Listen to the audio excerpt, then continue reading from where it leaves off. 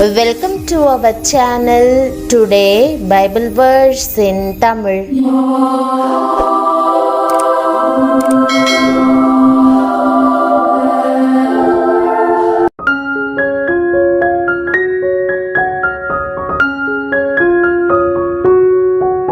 இன்றைய வசனம் சங்கீதம் 128:5. கிறிஸ்துவுக்குள் பிரியமானவர்களே, நம்முடைய ஆண்டவரும் இரட்சகருமான இயேசு கிறிஸ்துவின் வல்லமையுள்ள நாமத்தில் உங்களை வாழ்த்துகிறேன். கர்த்தர் சீயோனிலிருந்து உன்னை ஆசிர்வதிப்பார். நீ ஜீவனுள்ள நாளெல்லாம் எருசலேமின் வாழ்வை காண்பாய் என்ற வாக்குதத்த வசனத்தை இன்றைக்கு நாம் தியானிப்போம். இன்று சீயோனிலிருந்து தேவன் உங்களை ஆசிர்வதிப்பேன் என்று உறுதியளித்திருக்கிறார். உங்கள் வேலை, வியாபாரம், படிப்பு மற்றும் உறவுகள் எல்லாவற்றையும் தேவன் ஆசிர்வதிப்பார். சீயோன் என்பது தேவன் தங்கியிருக்கும் இடம். கர்த்தருடைய ஆசிர்வாதங்கள் ஆச்சரியமானவை, அவை மேன்மையானவை. நம்மில் அநேகர் மலை பிரதேசங்கள் போன்ற பல இடங்களுக்கு சென்று அங்குள்ள அழகிய எழிலை காண விரும்புகிறோம். மலையேறுவது ஒரு திகிலூட்டும் அனுபவமாக இருந்தாலும் மலைக்கு மேல் நின்று நாம் பார்க்கிற காட்சிகள் நம் கண்களை கவர்கிறது அல்லவா? சீயோன் தேவனுடைய பரிசுத்த மலை. இவ்வுலகத்தின் இயற்கை நம்மை இவ்வளவு கவரும் என்றால் தேவன் தங்குகிற சீயோன் மலை எவ்வளவு அழகுள்ளதாக இருக்கும். சீயோனிலிருந்து தேவனுடைய ஆசிர்வாதங்களை பெற கர்த்தருக்கு நாம் பயப்பட வேண்டும். மலை ஏறுகிற ஒருவர் தனது நாட்டில் உள்ள மிக உயரமான பனிபடர்ந்த மலையில் ஏற விரும்பினார். அவர் ஏறக்குறைய 30 முறைக்கும் அதிகமாக முயற்சி செய்துவிட்டார். ஆனால் ஒவ்வொரு முறையும் அவருக்கு தோல்வியே. அவர் மலை பயணத்தை தொடங்கும் போது உற்சாகமாய் செல்வார். ஆனால் மேலே செல்ல செல்ல அவருடைய வலிமை குறைந்து போகும். விரைவில் தனது முயற்சியை கைவிட்டு மீண்டும் கிராமத்திற்கு திரும்பிவிடுவார். ஒரு சந்தர்ப்பத்தில் நகரத்தில் மூக்கு கண்ணாடி வைத்திருக்கும் ஒரு நபரின் தொடர்பு கிடைத்தது. அவர் ஒரு ஜோடி சன்கிளாஸை மலை ஏறுவதற்கு பரிசாக வழங்கினார். அவர் அதை அணிந்து கொண்டு மலை ஏற தொடங்கினார். வழக்கம் போல அவருடைய வலிமை குறைந்து கொண்டே வந்தது. ஆனாலும் அந்த புதிய சன்கிளாஸினால் அவர் பனியால் மூடப்பட்ட மலையுச்சியை காண முடிந்தது. அந்த உற்சாகம் அவரை மலையுச்சியை அடைய செய்தது. அங்கிருந்து கீழே பார்த்தபோது மேலே ஏறும்போது அவர் காணாத அடர்த்தியான மேகங்களை கண்டார். உடனே அவர் அந்த சன்கிளாஸை உற்று நோக்கினார். ஒளியியல் நிபுணர் லென்ஸின் மீது பனி மூடிய மலையுச்சியின் வடிவம் பொறித்திருப்பதை புரிந்து கொண்டார். நீங்கள் மேல் நோக்கி பார்த்தால் மட்டுமே அது தெரியும் வகையில் அது உருவாக்கப்பட்டிருந்தது. தனது முந்தைய முயற்சிகளின் போது தனக்கு தடையாக இருந்த காரணத்தை ஒளியியல் நிபுணர் புரிந்து கொண்டார். அவரது முயற்சிதான் தன்னை வெற்றி பெற செய்தது என்பதை உணர்ந்தார். மேலும் அவரது சிறிய தந்திரம் தன்னை மலையுச்சிக்கு அழைத்து சென்றது என்றார். ஆம் பிரியமானவர்களே, நாமும் உந்துதலுக்காகவும் வழிநடத்துதலுக்காகவும் கர்த்தருடைய பரிசுத்த மலையை பார்த்து கொண்டே இருக்க வேண்டும். மேலும் அவர் வாசம் பண்ணுகிற இடத்திலிருந்து நமக்கு தருவேன் என்று வாக்குறுதியளித்த அழகான ஆசிர்வாதங்களை பெற நாம் முயற்சி செய்ய வேண்டும். கர்த்தரை எப்பொழுதும் எனக்கு முன்பாக வைத்திருக்கிறேன். அவரின் வலது பாரிசத்தில் இருக்கிறபடியால் நான் அசைக்கப்படுவதில்லை என்று சங்கீதக்காரன் கூறுகிறார்.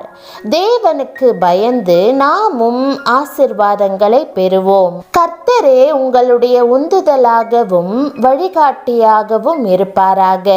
நீங்கள் செய்கிற எல்லாவற்றையும் தேவன் சீயோனிலிருந்து ஆசிர்வதிப்பார். இன்றைய வாக்குதத்தத்தின் 2ஆம் பகுதியை தியானிப்போம்.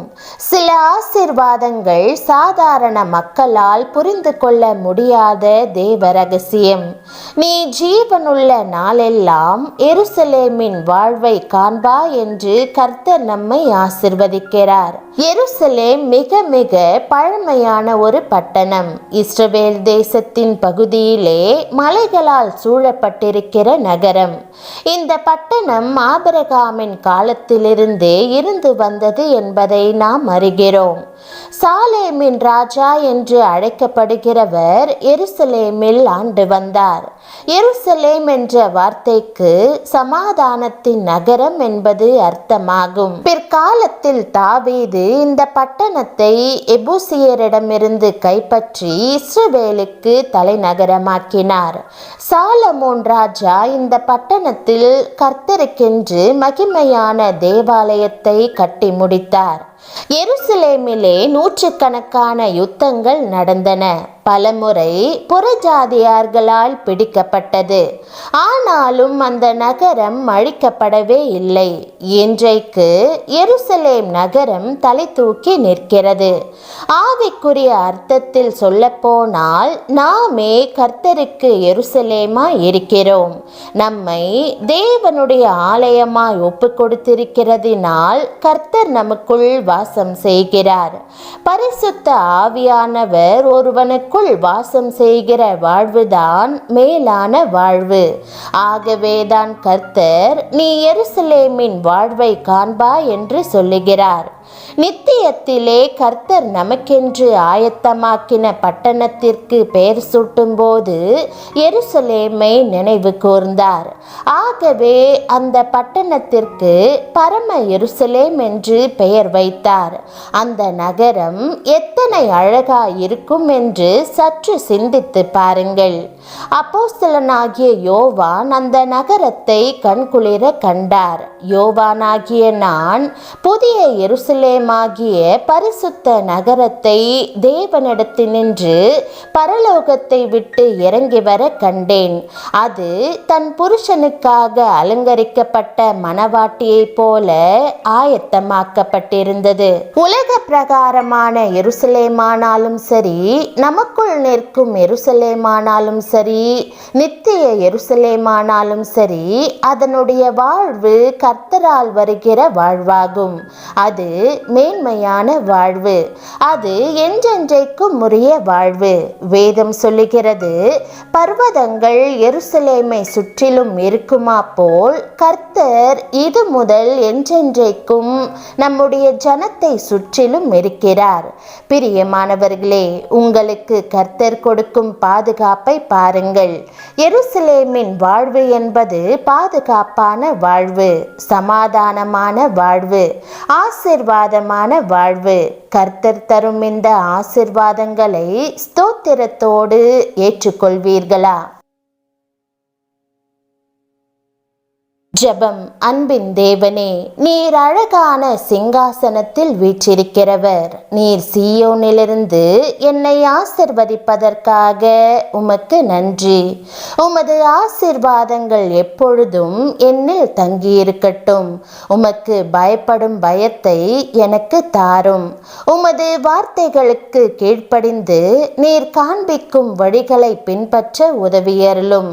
என் வாழ்நாள் முழுவதும் உமது ஆசீர்வாதங்களை நான் அனுபவித்து மற்றவர்களுக்கும் ஆசீர்வாதமாயிருக்க கிருபை செய்தருளும். இயேசுவின் நாமத்தில் ஜெபிக்கிறேன் நல்ல பிதாவே, ஆமேன்.